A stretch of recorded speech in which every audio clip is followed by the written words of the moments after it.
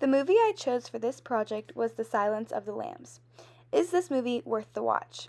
This presentation is done by Meredith Wyatt from the class English 112 at Gaston College. The overall plot of this movie is quite interesting. It starts off with Agent Starling, who has been sent to her hometown to interrogate a ex-cannibal and murderer who has been incarcerated. His name is Hannibal Lecter. The murderer, Hannibal Lecter, who she speaks to, gives her very many riddles to help her find the murderer that's on the loose that they're trying to catch, Buffalo Bill. It's getting hard to pull information out of Lecter as he's only speaking in these riddles and not giving her very many straightforward clues. But what she does get is mostly incohesive. Lecter tries to get her to doubt herself as an agent and as even a woman sometimes and get in her head. But does she use this as clarity in the end, or does it just end up confusing her? I'll let you watch the movie to find out what happens if you haven't already. It's a great movie. About the film. This film was released in 1991 and was directed by Jonathan Demme. This film was actually adapted from a book that was released in 1981 titled The Silence of the Lambs.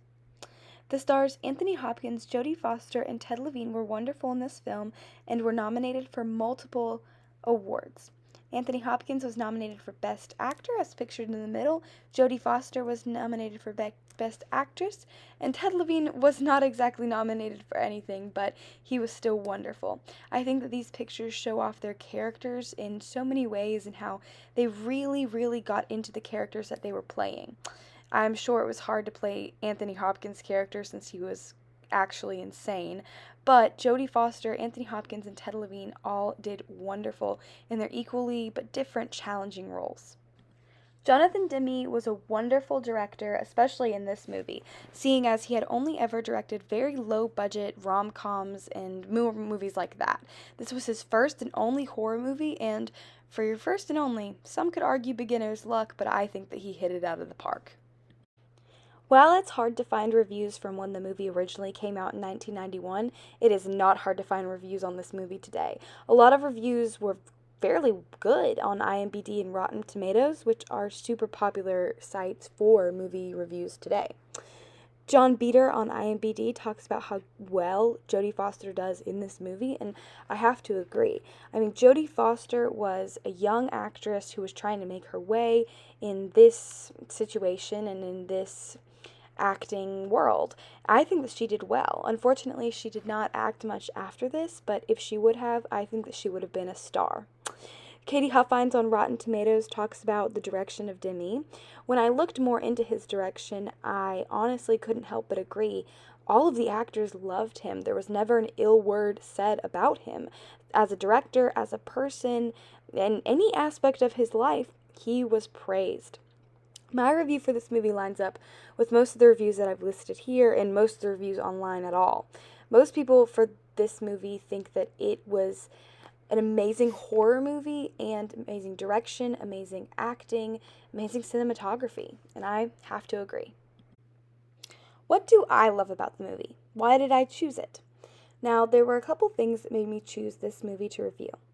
The cinematography was just amazing. And while everyone hears the word director and loops him in an umbrella term of the director does everything, right? Wrong. The cinematographer Tak Fujimoto was wonderful. I looked him up more. I wanted more information about him, and he has done the cinematography for so many movies. Some of the things that he helped create for this film were the cage in the center picture and Lecter's cell in the far right picture, which just added to the ambiance of the movie.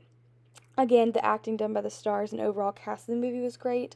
I know I've talked about a couple of the stars, but the ensemble, the background characters, everything that was around the stars was just so wonderful. Oftentimes you see movies where these high-budget stars are put into a movie where it's still pretty bad.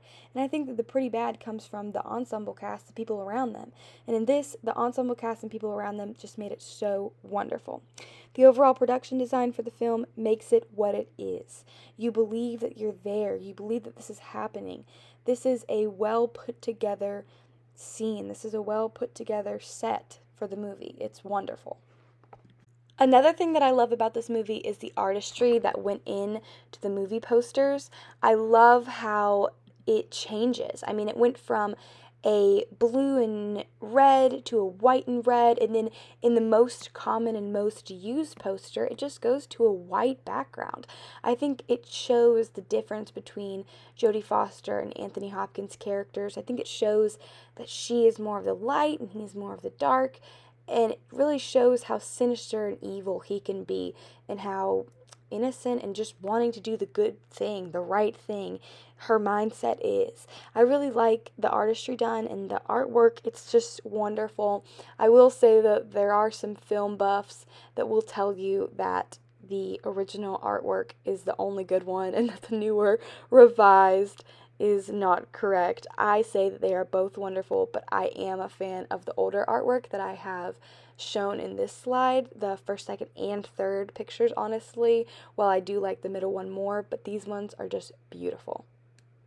And last but not least, my beautiful works cited page that I have listed all of the pictures and references that I used in this presentation. I hope you enjoyed, and please let me know if you decided to watch this movie, or if you have, what you think.